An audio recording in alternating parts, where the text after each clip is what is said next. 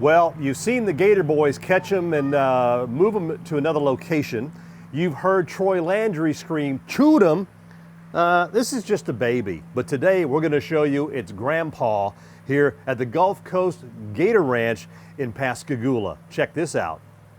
Yo, yeah, big boy. Come up here. Yo, yo. Wow, that was pretty cool, all them alligators. How you doing? Alan Adams is the owner, proprietor here at Gulf Coast Gator Ranch and Tours over in Pascagoula. It's off Highway 90. First time I've ever been over here. And I've been wanting to come over here for quite a while. And I mean, as I mentioned, you see the Gator boys on TV, you see swamp people and all that, and people are just so intrigued with the American alligator. How long have you been doing this? 13 and a half years I've been here. Yeah. I did it in Louisiana. Obviously, I'm from Louisiana. Nobody could tell by the accent. I could tell that Cajun accent you got going on there. Well, you showed up at the right time. So we got a little alligator wrestling going on. We feed our alligators. We do airboat swamp tours, as you see. Yep. So. Yep. And saw a little baby alligator at the beginning. And it's kind of an educational thing as well with the kids. I noticed that. Very much so. And that's what we try to include in a Gulf Coast Gator Ranch. We want to make sure everybody's educated on alligators. So it's very, very educational.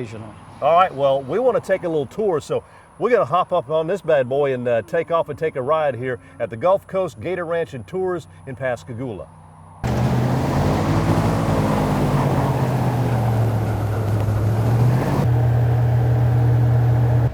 Now, we're talking about educating people on the American alligator and its habitat and everything.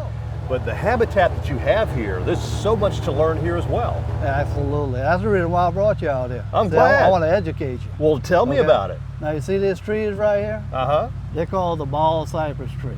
Now, do you have any idea why they call the bald cypress tree? Because they don't have bark on them. Nope, because in the wintertime, they're completely barren of any foliage. Okay. Uh-huh. Now, if you look in the trees, you'll see a substance up there that's called Spanish moss. Oh yeah, you see that everywhere. Right, exactly. But a lot of people don't know why it's called Spanish moss. You have any idea? Came from Spain? Nope. That's the answer I get a lot of time. Actually, the Spaniards were the first ones to inherit this place, to come in this territory, and they found a good useful purpose for that stuff. They made mattresses out of it and pillows. There you go. I remember reading that one. What else? Henry Ford used it in his car seats. So it's in car seats, old furniture, and things of that nature. Wow. But what they used to do years ago is they pick it up off the trees and they cover it up with a canvas or something. And the gray matter on there, since it's an airborne plant, it starts to rot and decay and it falls off.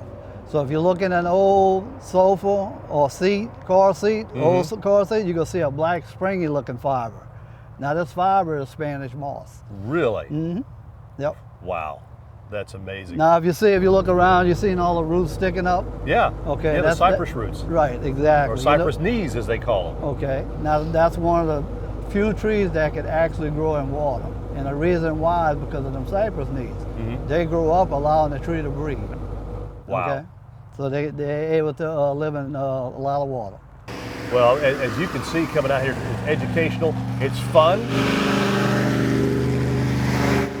You saw the one airboat with load, and you have different size airboats. I mean, this one here is about... This is the smallest airboat that we have. This one is actually 20 foot long. Right. Now we'll have airboats that hold up to 30 people at one time. And we just saw a nice bunch of them go by, had a little fun and everything. Actually, that was a 24 footer, and it holds up to 11. We have different size airboats that hold a number of people. Well, let's go take some more tour here at the Gulf Coast Gator Ranch and Tours. It's on Highway 90, Pascagoula. All right, how's everybody doing? Great. Oh, come on, guys, you wake up a little bit more than that. How's everybody doing? Great.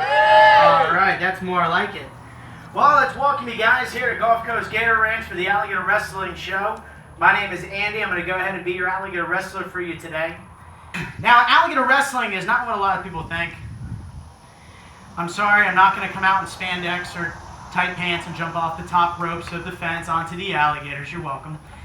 Alligator wrestling is a technique that the Seminole Indians came up with and developed as a way for a lone warrior to go out by himself, capture an alligator, and bring it back to the village alive. A pretty neat thing about alligators a lot of people don't know about is actually alligators do have a few blind spots. One of the blind spots being directly in front of them, directly behind them, and also inside of their own mouth. Since they can't see inside their mouth, their jaws have to be extremely sensitive. So if anything goes inside that mouth and does not touch, the alligator will have no idea it's there. And all this is to demonstrate that alligators will not bite what they cannot see or feel. By sticking your hand in the alligator's mouth, as long as you don't touch anything, the alligator has no idea that it's there.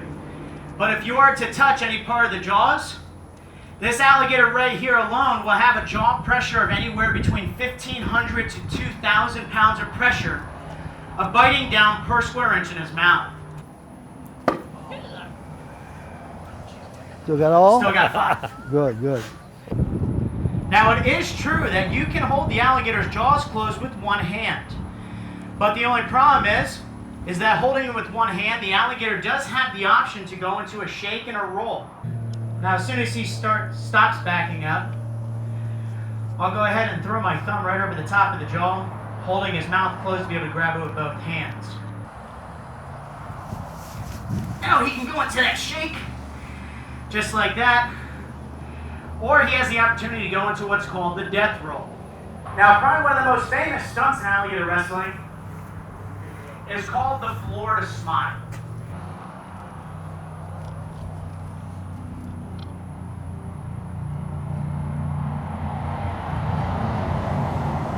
Well, Andy puts on a heck of a show over there. And Yes. we only showed a little bit of it there, but it's, well, he is one of the Gator boys, though. Yeah, that is awesome. I mean, that's one thing that we decided to do. It's new to the Gator Ranch. We started it last year, and it looks like we're going to be doing that every year now. You know, Alan, it's great coming out here. A lot of the kids, they really enjoy it. Even the adults enjoy it, too. Yep. Because like you said, it's very educational, and it puts you up close with a true living dinosaur. This is true. I mean, Absolutely. they're one of the last actually living dinosaurs. Yep. And like it says, educational really is a family-oriented business, you know, and we cater to the families, make sure everybody's happy. Well, tell us the hours that you're open here. We open from 8 in the morning to 6 in the evening. That's 7 days a week. Yep. And on Sundays, we don't do airboats till starting at noon till 6. Okay. Only on Sundays. But the And- walking tour is open at 8 o'clock. And if you are coming I-10, you get off of the second Pascagoula exit. I guess it's Moss Point, whatever. Right. Go south, and then once you go south, you hook a left, and you'll see the signs. Be on the right-hand side. Come on out, check it out. Gulf Coast Gator Ranch.